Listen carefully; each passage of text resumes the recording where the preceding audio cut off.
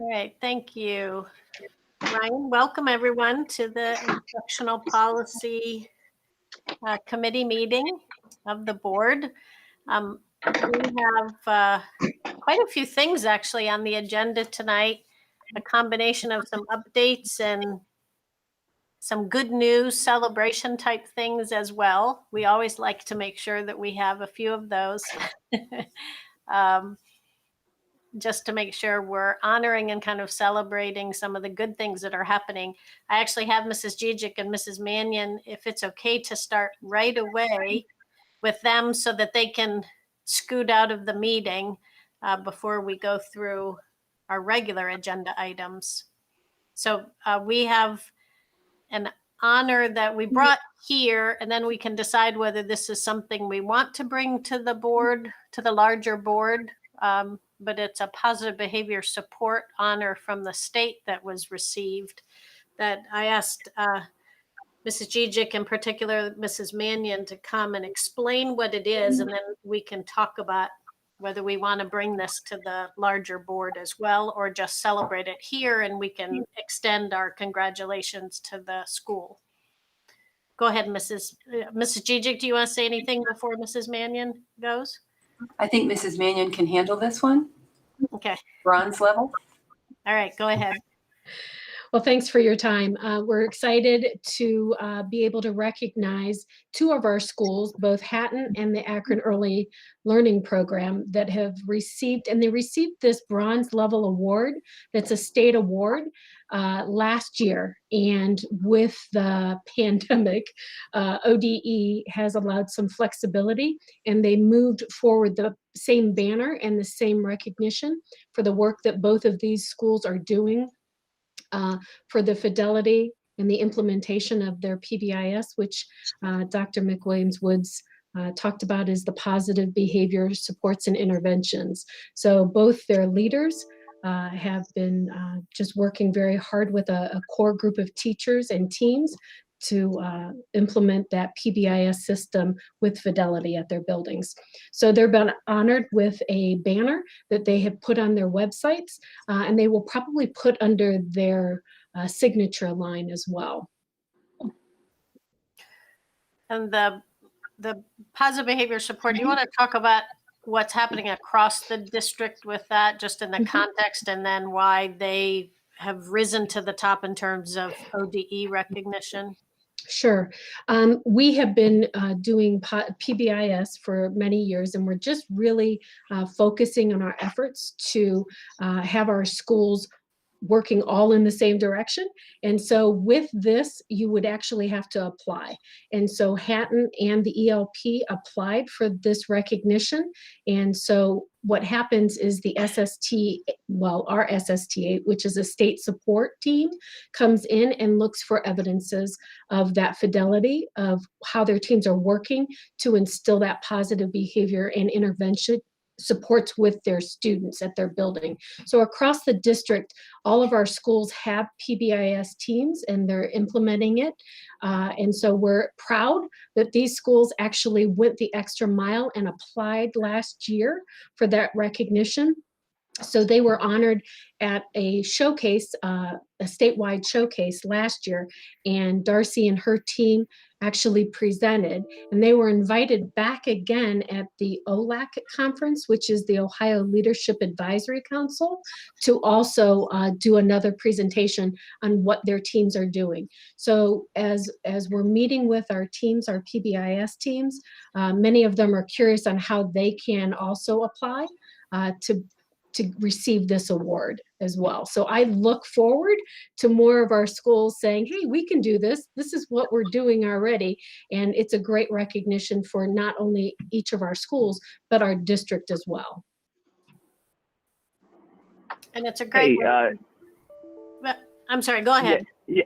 Dr. Hall? Yeah, hey, I'm sorry, yeah, I just had a quick question. So just to clarify, so you're saying that basically all the schools are doing PBIS, yes. But these two schools just went the extra mile of applying for this recognition. Can I ask, so are these two schools, practically speaking, are they are they doing anything different than the other schools as far as how they apply these tools, or do they have outcomes that show a different result than other schools? I guess I was trying to understand, what warrants the recognition other than just, I guess, applying, or there's something a part of the application process where you're including in that sort of results or outcomes that would distinguish you from other schools that do this? So it's kind of twofold. You actually have to apply, and then someone from the state actually comes in and looks at those types of evidences. So there's a bronze level, a silver level, and a gold level.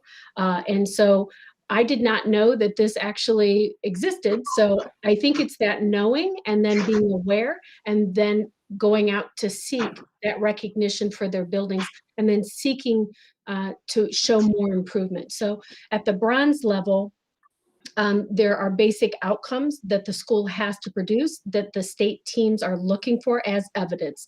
As far as what they're doing differently, all schools, based on their school climate and their culture, are doing unique things to move that work at their building, and that is led by their teacher leaders based on their data. So as far as it being different, it's unique to Hatton. It's unique work to ELP, but that's not to say that Cyberling and Krause are not doing that type of work. They just have not gone forward and done the application. And right now, the application for this school year for the recognition of next year has not been released. And so we're keeping abreast of that. So when that comes out, that we can share that information with the schools that are interested in applying for that recognition. Great. I appreciate that. And then I guess the quick follow-up was, I mean, the reason why I asked was because, I guess I was asking, are there any best practices that are, as far as things that are going on at Hatton, or, that could be exported to other, to other schools. That's really where I was going with the question. So thank you. Appreciate it. Yeah, I think the one important thing is the positive behavior support is a statewide initiative. And so they have a whole infrastructure of support for districts that go through their regional, they're called the state support teams. And that's, it's out of the Educational Service Center locally here. So we've been going through training for a number of years on positive behavior supports. Hatton especially has gone pretty deeply into positive behavior support, has really embraced it as a staff. So I don't want to take away from the fact that they have really taken it seriously and sort of been ahead of the rest of the districts in terms of the depth of implementation. But I think the whole state reward system or the honoring system is a great way for us to take the whole district to be able to see the kind of the metrics that they use to be able to measure how you're doing on this whole statewide PBIS system. So I think it's worth us looking at and exploring for the whole district to embrace, because I think it's a great way to be able to sort of get that external feedback on how we're doing. Mrs. Yeah, and that point. Yeah. Oh, I'm sorry. I can't see them on the phone. I apologize. That's okay. Yeah, That's okay. Sorry, I was just going to say. Mrs. Autry has their hand raised. Go ahead. I'm sorry. Go ahead, Ms. Autry. No. I'll wait for Ms. Autry. Go ahead. Okay. Thank you so much. I was just wondering if you could share even just a few specific examples of interventions that either one of these schools used. I'm just curious. So each of the schools, they may have check-in and check-out, and that could be like a tier 2. So think about our pyramid that we use and that we're familiar with. So some of our teachers might be checking in with students who may need that extra support, and they're swinging back until that child goes back into that universal. So that's an example of an intervention that they may be using. Making sure that they're teaching those expectations, not just a once and done, but they're doing it repeatedly, like their morning circles in elementary. That's something that they use quite frequently, and I know Hatton in particularly uses that to start their day. So those are some of those interventions and frameworks that they're using. Yeah, one of the major philosophies behind PBIS is to get away from the discipline and punishment kind of mindset and see that all students need taught how to collaborate, how to work together, how even the routines and rituals of school, that should be just as important as reading and math and all of that. So teaching how we walk to the restroom and how we wash our hands for those little kindergartners and first graders, not assuming that everyone knows exactly, how to do it, but to work through those. And then to honor and catch kids doing the right things instead of catching kids doing the wrong things. And those are some of the really important principles. I can make sure that the state has a website that has a lot of information about PBIS that I could send to you if you'd like to take a look at it. Yeah, no, I'd appreciate it. Because this is interesting to me too. And Miss Audrey actually asked one of the questions I was going to ask. So I just had one more question, if I may, and that was just going to be. So you mentioned that Hatton has kind of gone deeper into it, and then you kind of gave some examples of interventions. And so would a outcome be that if we went and looked at sort of Mr. Rambler's student discipline information, would we see fewer disciplinary actions or certain or fewer of certain types of actions at Hatton because of this, because of them going the extra mile via PBIS?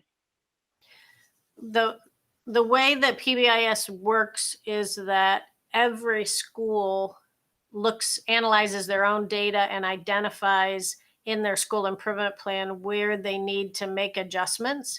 So some schools, they may find that their incidence of office referrals are all coming from non-instructional settings like recess and lunchroom and hallways and things like that. So then they'll put together strategies specifically for those non-instructional areas. So it's hard to always look. I mean, obviously the major outcomes as you want is fewer office referrals, fewer suspensions, fewer any kind of more serious infractions. They drill down to exact infractions to see which ones are the most common, and those are the ones they try to tackle. But everybody's working on different things depending on their data. So sometimes it's hard to universally look and say, oh, one school's not doing worse than others because they may be working on different aspects of their student behavior. Okay, I follow that. That's helpful. One other thing that I didn't mention is PBIS is required by the state. Every school in Ohio must be trained, work through the process, have PBIS teams, and be implementing. So this isn't just something we had been doing it before the state required it, but then the state actually wrote it into law just for the sake of decreasing the discipline and punishment kind of focus and shifting to more of a proactive, positive system in all the schools across Ohio. Thank you. That's helpful. Yeah, because and to that point, then with it being so specific, to each school choosing their own intervention, I think it'd be kind of interesting, Miss Mannion, to be able to kind of say, okay, well, with what Hatton chose, they're now a standard deviation below where they were a year ago because of the extra work. That part is the part I'm really interested in. So again, thank you for sharing all that. I appreciate you indulging my questions. Sure. Thank you, Mrs. Mannion, Mrs. Gijic. If there aren't any other questions, we'll let you scoot away. Mrs. Autry, you were just putting your hand back down, right? Or did you have a follow-up question? Okay. I just wanted to make sure. All right. Thank you. Stay safe. Thank you.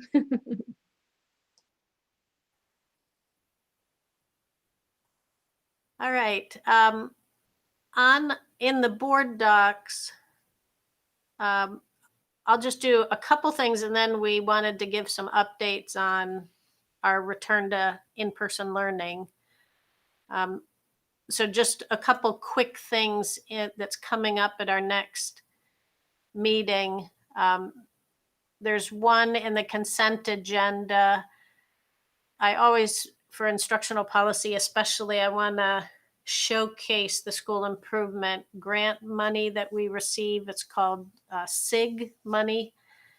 And Bookdale actually received some additional funds. The state had some additional funds that they were allocating, and Bookdale was offered an additional $73,000, all on leadership development and teacher leaders and principal leadership. So they have, in their school improvement plan, they've worked with Kenya Harrington and the school improvement office on how to allocate those funds to be able to support professional development and teacher leadership skills. So that's good news. We always like when the board item isn't that the state took money away. That does happen some years, and that it's actually positive that we got some additional funds. Yes, is that Ms. McKittrick? Yeah, it's Val. So that Okay, I was just thinking Dr. Hall could not be raising his hand on the phone. Okay, Mrs. McKittrick, go ahead. So that $73,000 is earmarked just for Bookdale for leadership. Is that correct? Yes, this is Okay. in addition to, they already had some additional school improvement grant money. So this is an additional award that they received, and it goes through the end of 2021. So it's through December. Wonderful. Okay, thank you. Mrs. Autry? Yes, thank you very much. So you said Bookdale was the only school that qualified. Why? What was the qualifier? I think that, and I will get more details from Mr. Harrington. If I'm remembering right, it was from their, that any school that had previously been in that priority status was able to receive it, although our other schools weren't offered it. So it was only Bookdale. So I'll have to check in terms of why Bookdale was able to receive it and others weren't. Sometimes it's based on their enrollment numbers, and if there's been changes that they'll offer some additional funding, but I can find out from Mr. Harrington before Monday and let you know. Is any of it applicable to New Tech to support that in any way? I'm sure they are, because that's, as you know, that's their huge focus is on all their new tech training.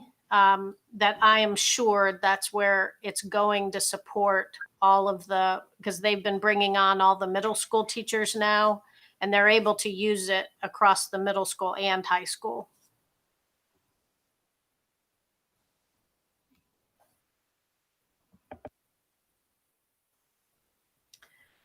And then in the business affairs,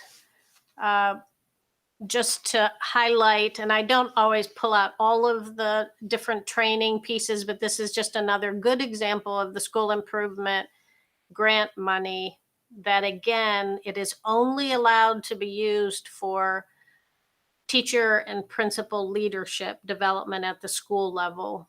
And so North High School has done work with the University of Virginia in their school turnaround program in previous years. And so they're taking advantage of a women in leadership program that they're offering. Unfortunately, these are all remote these days. So, and again, that school improvement grant money that they've received. It's, you know, oftentimes the state gives school improvement money and they either say it has to be around, you know, reading and math intervention type money. And our school improvement, our regular Title I dollars are still focused around that. And you can do some with behavior, not a ton, but some.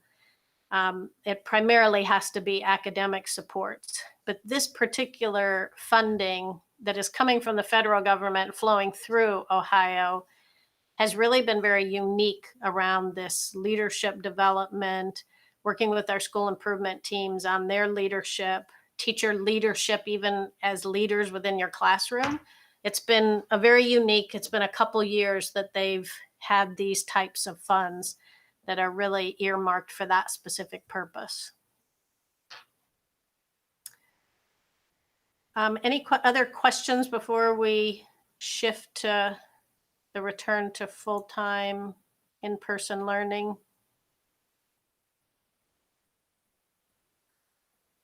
All right, well, I have just some discussion points for us and some updates on what planning will be happening. I know the superintendent just wanted to give a quick update on the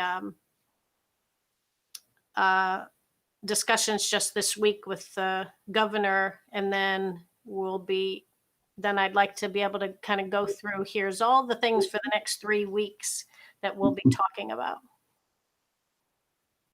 Yeah, so that was just Friday. It seems like that was a longer time ago. But anyway, so I mean, we all are aware of the governor's reiteration of the March 1st deadline for in-person learning or a hybrid model of learning in exchange for vaccines. Saturday afternoon, we did have a conversation with some representatives from the state. They wanted some additional information, which we provided. I haven't heard back as of yet today. I did listen to the governor's press conference, and it seems like there are a few other districts that are in a similar situation as we are. And this morning at senior staff,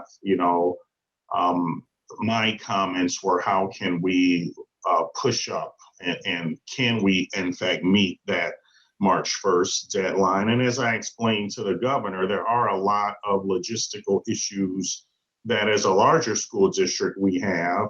And even this morning, people brought up, yeah, we schedule students all the time, and that's true. But, we're trying to give our parents a choice, and we're waiting on survey information so we can really do more of an individualized return in terms of the classes that kids are going to finish up, and make sure that they have a teacher, and the kids whose families want them to stay remote. And so I went through that, some of the other issues that we have, regarding transportation and trying to plan that. Those things don't typically just happen overnight. And so, we'll, get some follow-up I hope from the governor's office, and I'll talk to some of our other networks, whether it's VASA, Ohio 8, look at what the School Boards Association, has in terms of some of the other districts, and then come back, I'm hoping on Monday with some suggestions on how we can move forward. I really want to give, the directors in the curricular house, kudos to really going back and looking at, how we can have options to actually move, those dates up. And while the governor today, I think, understood some of those issues, I think he still doubled down on the fact that, his expectation is that all the districts are going to meet that March 1st deadline, because they pledged to meet the March 1st deadline for that in-person or hybrid learning. I can actually show you, that was a beautiful segue, Superintendent, to I put together just a summary, and this is, my staff would be upset with me by even showing this summary because it looks like such a simple list of what's happening during this 3-week time period. But I know you all will understand the depth of work, kind of underneath each one of these.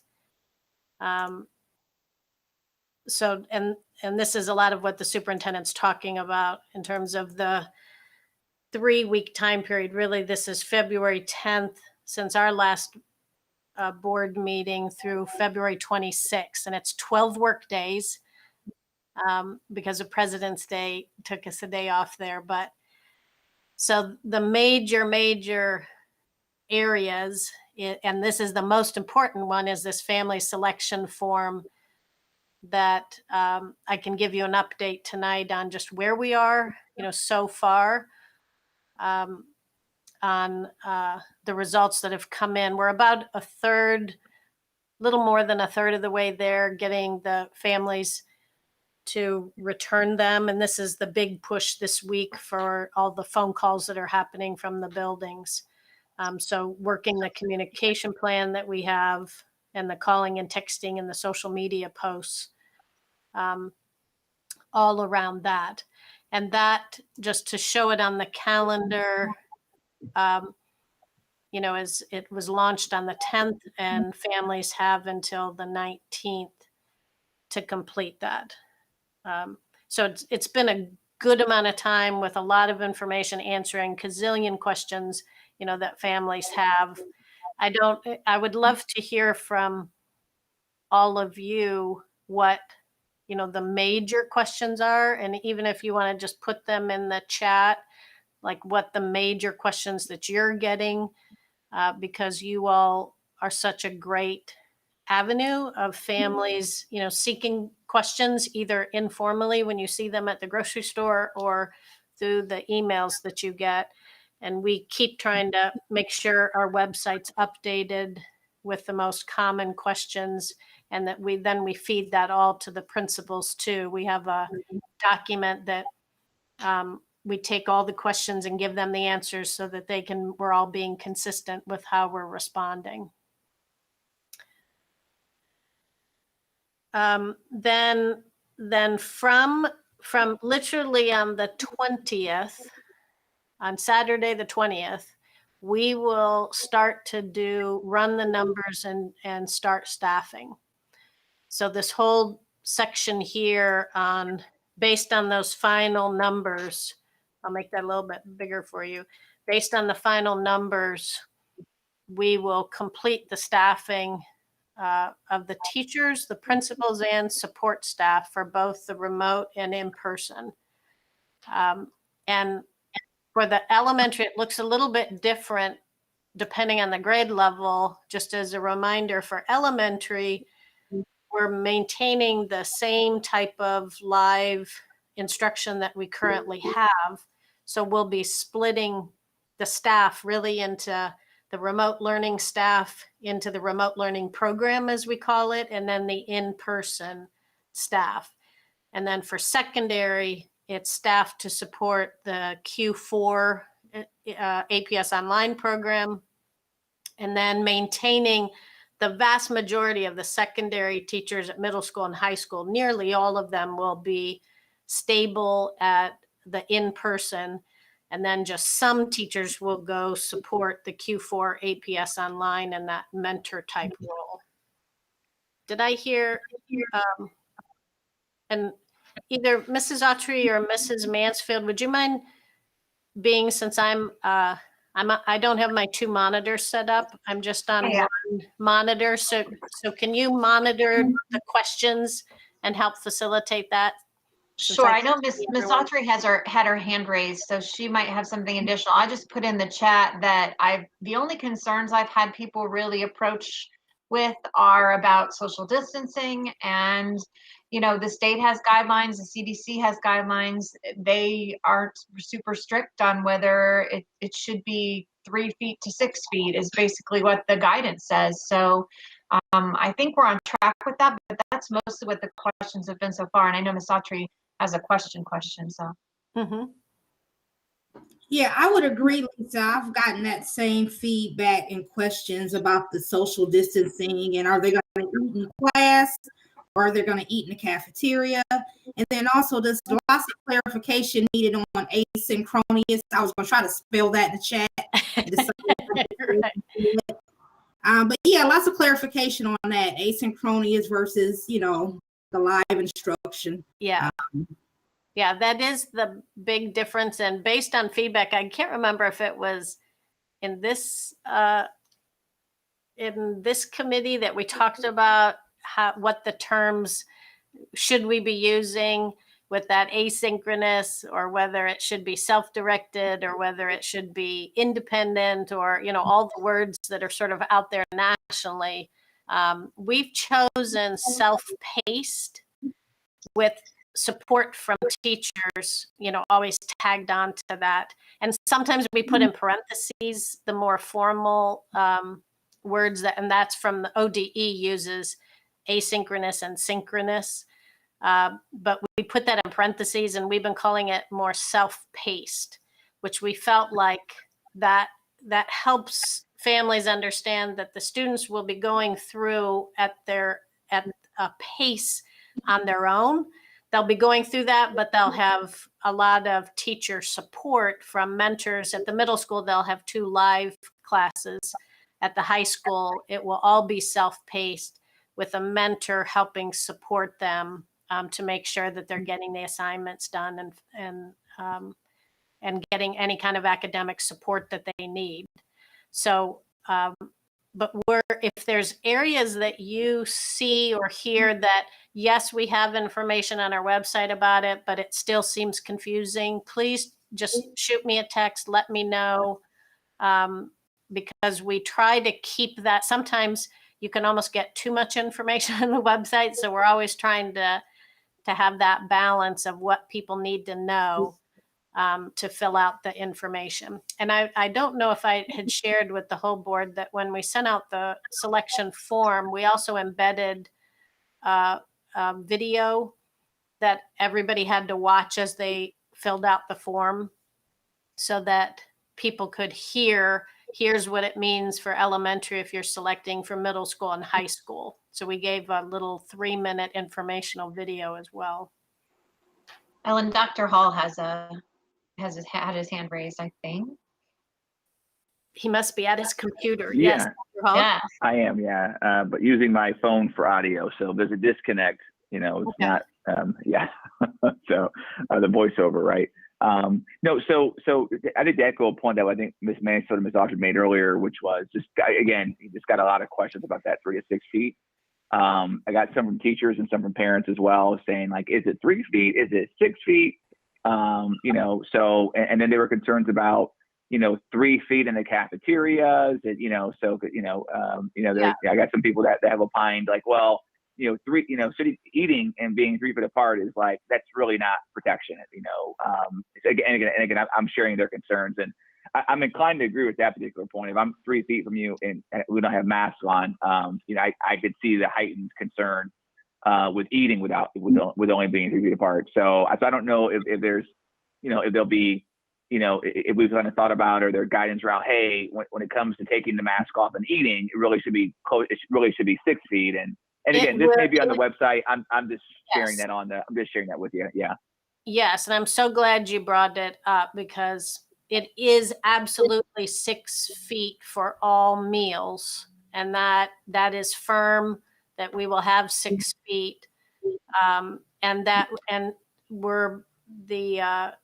where that will happen in each building is uniquely being designed because some buildings, some elementaries have, large kind of those multi-purpose cafeteria and gym that can be used for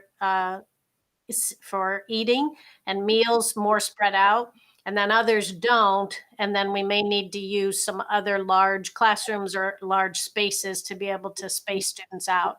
And again, a lot of that depends on this magical February 19th date that once we see the enrollment and we see how many families at each school unique to their facility, we'll be able to figure out how many lunch hours that they'll need or lunch, periods that they'll need, and then what spaces we'll need if we need more than the cafeteria. And as you can imagine, Deborah Folk and Laura Kepler are on that and they are working that plan and have all sorts of contingency plans needed, but it is 6 feet for meals. And then quick follow up here is the second question that, which was, judging by the number of questions I've gotten from teachers on this, whether via text or email, is there a way to kind of push this information that you just shared out so that way they're all going to get that at the same time? Because I'm wondering if there's a disconnect somewhere. Because again, just with the quantity, I'm like, I don't know if we pushed it out, people just missed the email, or we're still waiting to do that.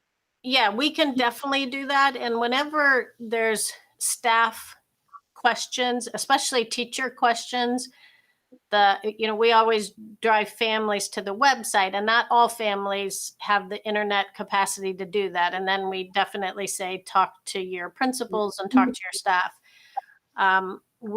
For all of our staff, we have a hub site, which is our internal website that has all of this information. And it's called our Return to Full-Time In-Person. You've been able to, I can send you the link to it because you have an Akron Public School email. But all of that information is also, right now it's pretty heavy vaccine, but then there's other information about safety precautions and things like that is included in that hub site. Now, sometimes staff outside of teachers or other, maintenance staff are not as used to going to our hub site to find information. Our educators certainly are. But so depending on who you're talking to, that is a good resource, though, especially if it's an educator. But I will definitely include that. If that's the common question you're getting, I'll include that just in, one of my next instructional update emails to make sure they see it there and don't have to go find it. And those are great. Those are the juiciest things. I've saved every single one of those so I can refer back to them. So I appreciate it. I'm not sure who is next, Dr. Akbar or Ms. McKittrick, so I apologize. Mm-hmm. And Jay, do you want to go first?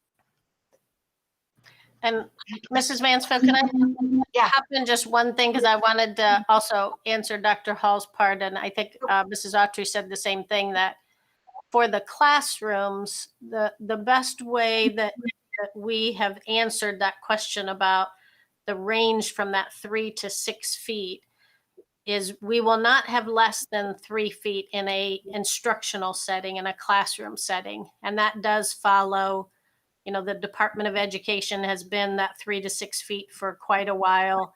The new CDC guidelines say to the maximum extent, the 6 feet. We believe, and this is again, once we see the numbers of in person, we're not going to have full classrooms for the most part, especially middle school, high school. We're not going to have, the 30 kids in a classroom because of the percentage of kids who so far have said they want to go remote. So that's why we feel confident saying in that range that it'll be at least 3 feet. Many of the classrooms may be 6 feet just because of the way the enrollment and the numbers come in, because we have a good percentage of our families who want to stay remote. So by the 19th, we'll be able to really start answering a lot of the questions about that, once we see the enrollment numbers. Okay, Dr. Akbar, you said, Mrs. Mansfield? He put his hand down. Dr. Akbar, did you want to jump in, or otherwise we'll let Ms. McKittrick go next? Yeah, I just put it down so I don't forget it. Thank you. Yeah, Okay. no problem. So two questions. One question that I've gotten 3 emails about. Well, I think 2 emails and maybe a call was the other person. But anyway, it was about policing mask wearing. And so on one end, one person was educator, I don't remember the position, but asking about mask wearing from that position. And then the other person was a parent asking about mask wearing from the parent's position. So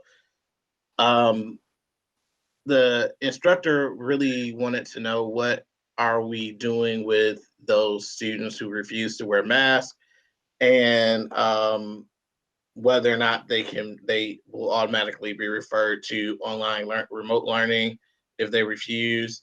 And for the parent wanted to know, because this is a new reality, how flexible or how much grace is going to be offered to students who are wearing the mask but may not be wearing it appropriately, and also may not be doing it because they don't want to wear a mask, but they just are kids and just don't wear, just not used to wearing a mask. And that's the question. I also want to share that I met with one of the students from Firestone.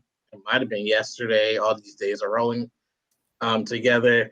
Who basically asked a very similar question, but from a student's perspective, what he shared was that his concern was that he has a class that has like 45 students in it, and he's in the IB class or something, and that most of the people he knows in that class actually want to come back. And so how would that happen when there's only one teacher? And I pointed him back to Mr. Johnson to talk to him specifically as a very specific case. But those all had to do with masks. So I just wanted to throw that out there. Yeah. Those are all great conversations though, and great questions. And I think these are the right questions that families and students need to be asking to help them make the right decision for their family. So I think we need to keep talking about these. So for just specifically for the example that if we do have these larger classes, we've already talked to our principals and Deborah Folk and Mark Black and Mary Otley Kelly about being flexible of moving some classes out of what might have been their old classroom to larger classroom spaces if they do find to have larger class sizes just by chance that particular class, the vast majority of the kids come back for an in-person experience for that class. So they can move the classes to accommodate the 3 to 6 feet of social distance. And we think that we can make that happen based on the numbers that we're seeing currently with how the returns are coming back. Right now, it's about 35% of the returns that we have are indicating they want to stay remote. And that's, K-12, the younger grades are higher percentage of wanting to be in person. And then the high school age, it's around 50 to 60% want to come back in person, 55 to 60%. But that's right now. And we only have about 6,000 returns. So we've got a ways to go before Friday to be able to get more family selection forms back.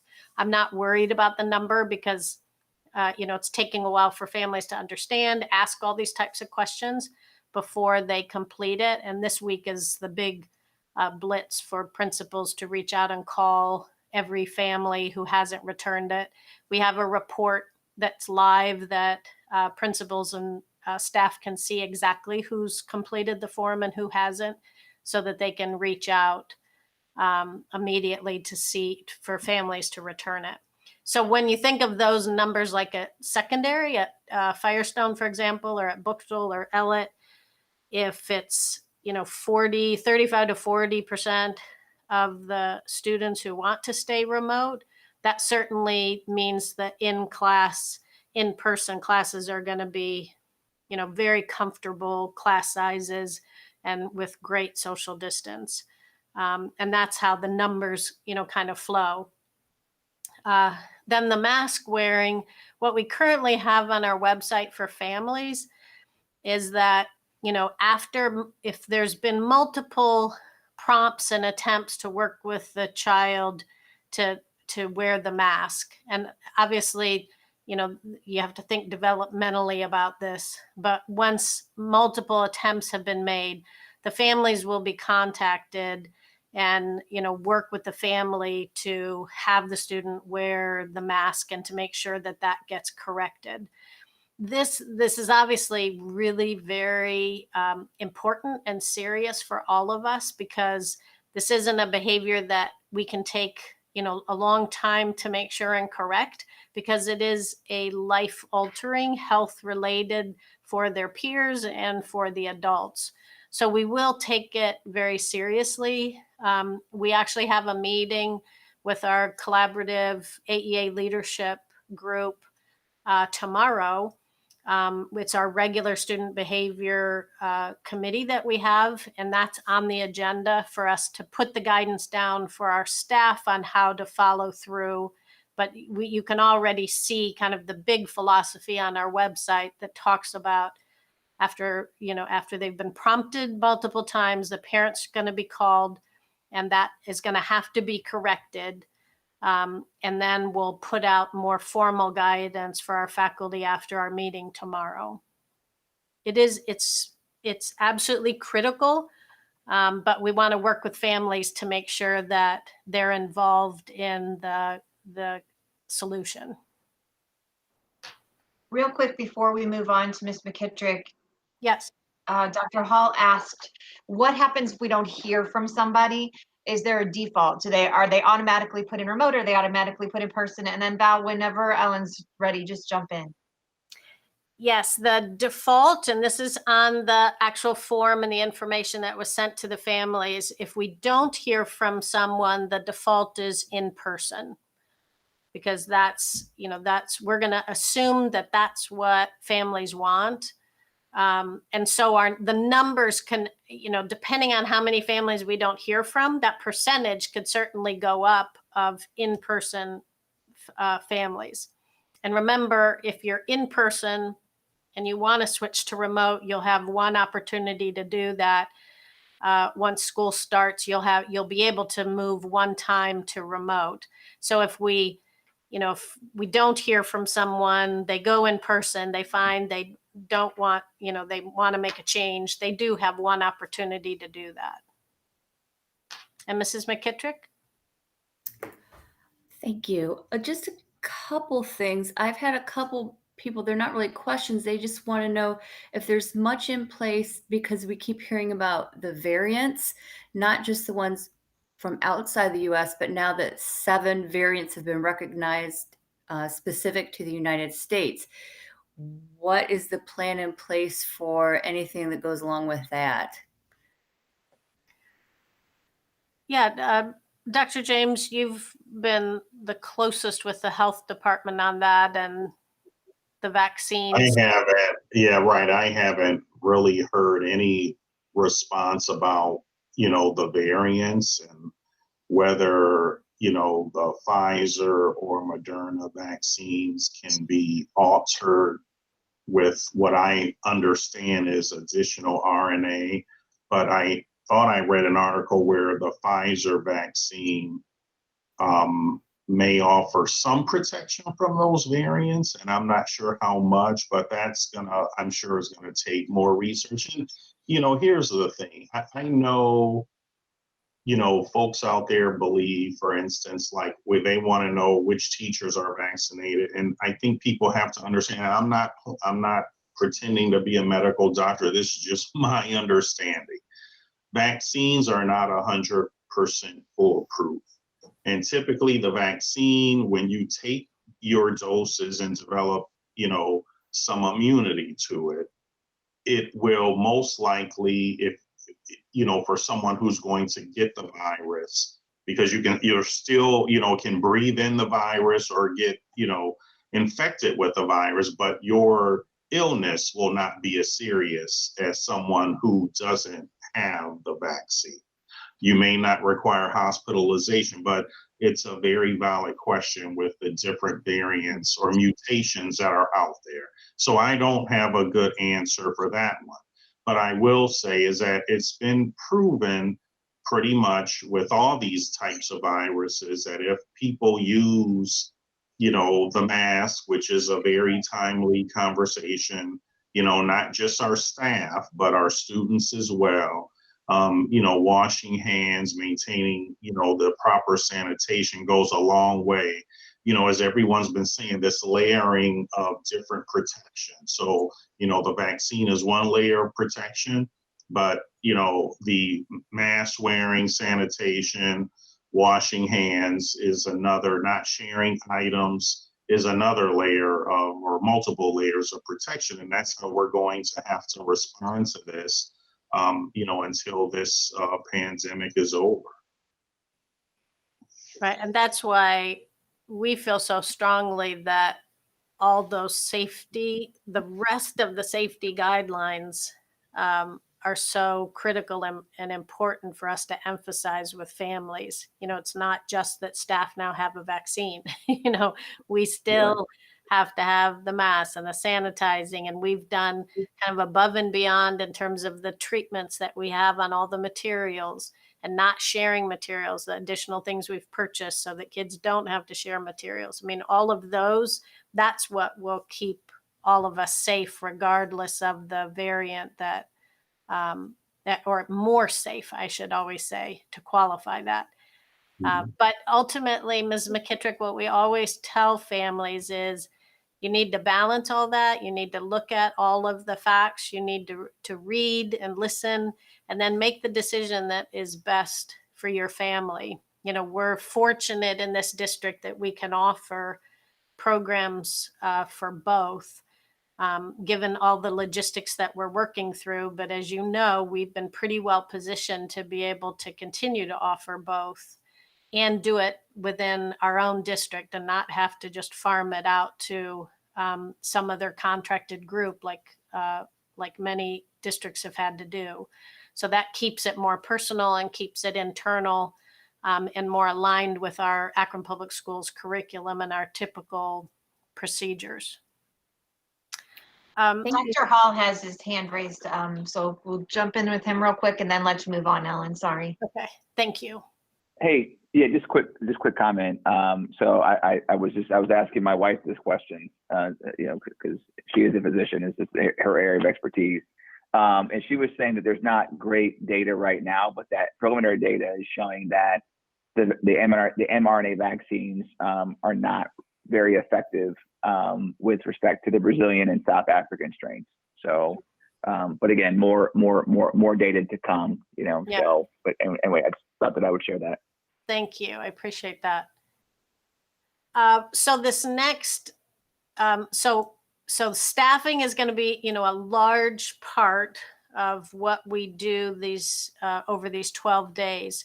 And then we also, the staggering number is that we are standing up basically 600 secondary Q4 remote courses, and Q4 stands for quarter 4. That's what we're calling the Q4 APS online.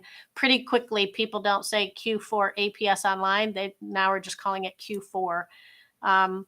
But there are 600 secondary courses. Most of those are high school that are unique courses that we are making sure that we have our own Akron Public School remote option for that.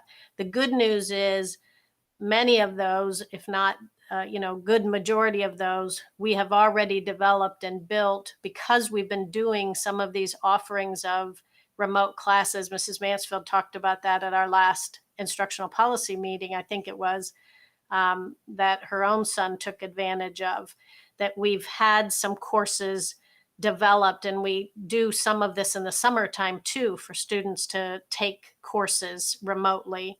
So we had a good foundation and we're just finishing those. The heaviest lift right now is our career tech courses that we're converting to make sure that we can offer those in this more self-paced kind of way that with a mentor support.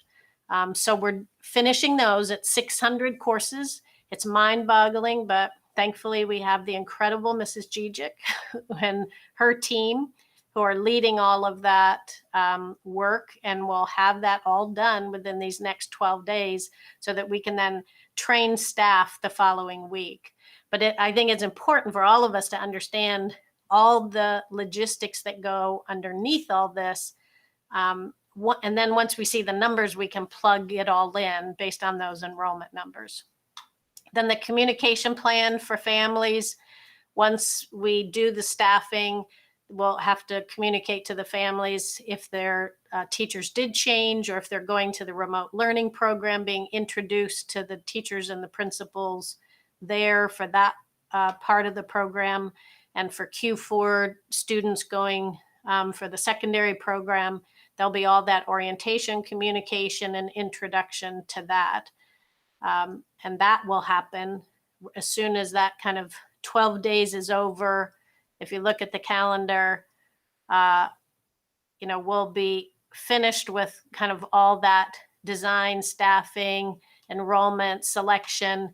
This would be the week that we would start to communicate to families at the end of the week, and then getting into this week, depending on how discussions go, that the superintendent was talking about earlier. But you can see that this will be, this is a quick turnaround from here through the 26th to be able to make that the communication to families. And then, also after the 20th, we have to route transportation for all the in-person students and finish. They have all the routes done, but now they need to see who the kids are and make sure all the spacing on the buses and finish the routes in that way. We have to revise the meal service procedures to accommodate in-person. Now they're going to have to do 2 different types of meal service. So now they're going to have to do the meal service for the in-person students, but continue the remote pickup. And they need to know which kids are doing what, so that they'll have to get all that information after the 20th. The facility priorities and classroom setup, we already talked a little bit about that. Making sure the rooms are set up with the proper social distancing.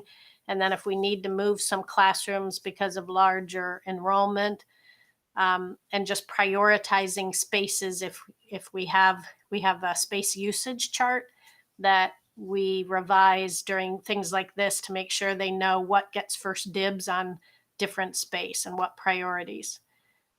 And then the last thing is updating the faculty toolkit, which we have a digital faculty safety handbook that we developed for the Remote Plus. And we'll be flipping that over to an in-person version now for all staff that lays out all these safety protocols and the routines for staff to make sure they understand and what routines they need to teach the children. And then we have to revise our guidance documents to 3.0 and update extracurricular procedures. And I just want to show you, Mrs. McKittrick and Mrs. Mansfield is familiar with all of the guidance documents, because some of the key ones we bring through instructional policy. But this is, when I talk about the guidance documents, these are the rules under our remote learning that we've been doing since August.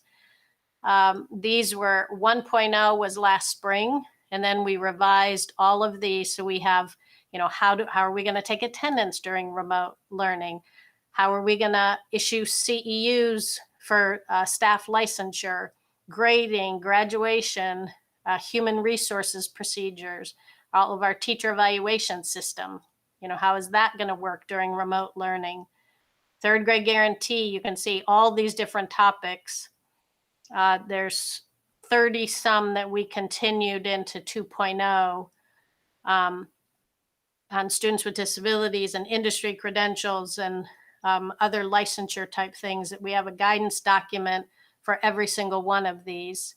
And then for now that we're splitting into this remote and in person, we need to revise all these to make sure we reflect what this remote is going to look like for secondary. For example, this is an example of attendance.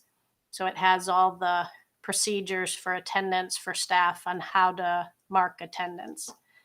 So those also have to be revised. It won't be as heavy lift as it was from last February to March, and then from March to September this year.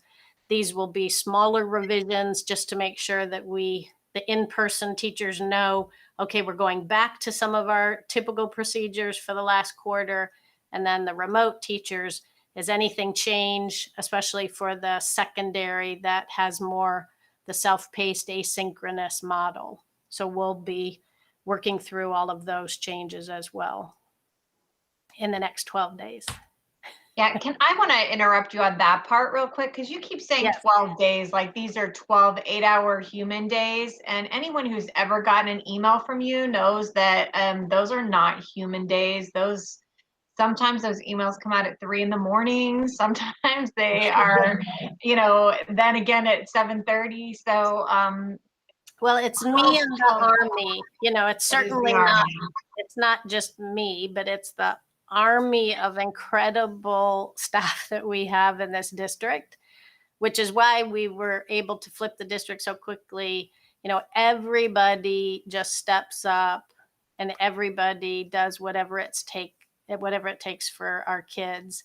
And it is some long hours. I'm not at midnight and 1 o'clock. I'm not by myself. Usually we're texting and we're emailing and sharing documents to make sure we get things out to the staff. and that's another point I too. appreciate that, but it's an incredible absolutely. team that we have. And this is a team that's been meeting since last May or June, especially the committees and the teams that have worked on this. It's not something that was thrown together willy-nilly, and it's been adjusted as we've gone along, and it's changed with everything, and still is trying to adjust as as things were changing. So, I don't want to go into a lot of detail of talking about what things have been said about the district, but I will say that things are like a domino with this. And as you can see in that plan that you laid out, one thing has to happen before the next can happen, before the next can happen. And we're not dealing with 1,000 kids or 2,000 kids or families, right? Because with every child, there's the consideration of siblings and multiple parents and everyone's work schedule. So everything in this is a domino, and people are working really hard behind the scenes on everything. And I think it's also really important, and then Dr. Hall has his hand raised, but I think it's also really important that shared leadership team with our AEA leadership that has Mr. Shipe and Mr. Householder, but then also, lots of teachers that have been serving on these different design teams. That we distinctly chose based on families and our staff saying, when we talked about hybrid before, right before winter break, that families really and staff felt like that was taking a step backwards because you only get 2 or maybe 3 days of direct instruction and the rest is all on your own. That we have listened to that and have gone to directly the full-time in-person instruction. And I think that's really important because that's not taking an intermediate step because our families and staff said that's going backwards. We're taking that step directly to the full-time, which does take all these logistics then to go to full-time, because now we're going full-time remote, full-time in-person. Dr. Hall, you put your hand back down, or did you just do that? So you went, okay. Okay, great. Any other questions about the full-time in person? Because I know we're a little bit over our typical time. I want to make sure that you take a look at the College and Career Academy update that is in the board, and it'll be in the board packet for everyone, because there has been a lot that has happened in this update that you all are aware of, but the celebration for the middle school is showcased in there. The Freshman Academy's annual career expo happened. There's just quite a bit that has happened with College Credit Plus.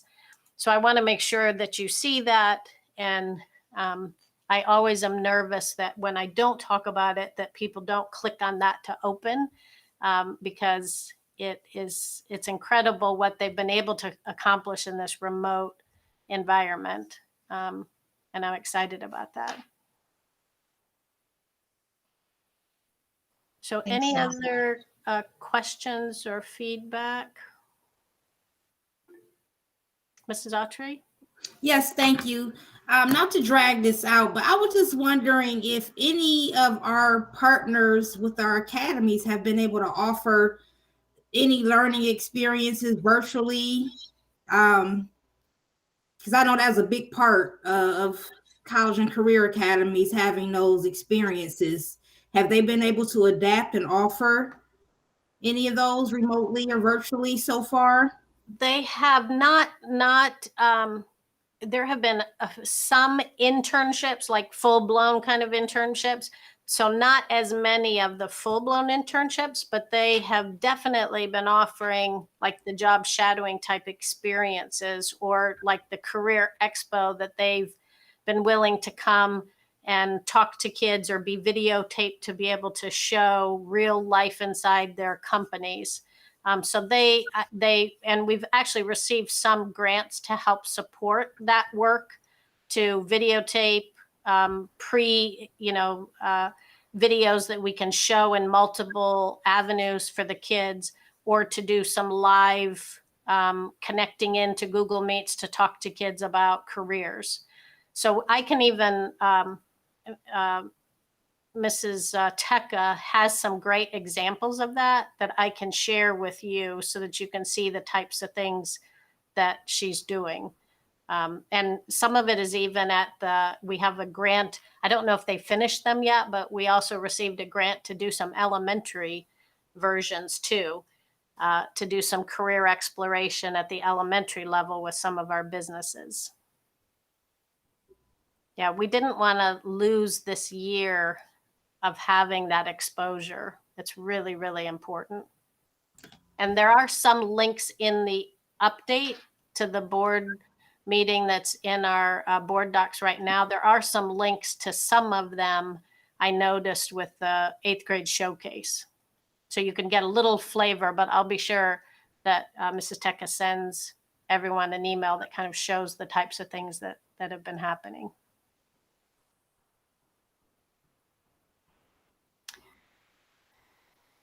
All right, Mrs. Autry, Mrs. Mansfield, Mrs. McKittrick in particular. Are we ready to close? We're good? Thank you so much. All right. Thank you, everyone. Thanks, Have a wonderful everybody. evening. Stay Thank warm. you. Thanks, Ellen. Have a good Thank rest you. of your night. Okay. night. Bye. Bye-bye. Thank you, Thanks. Mr. Rittenhouse. Yeah, thank you, Ryan. Okay, goodbye.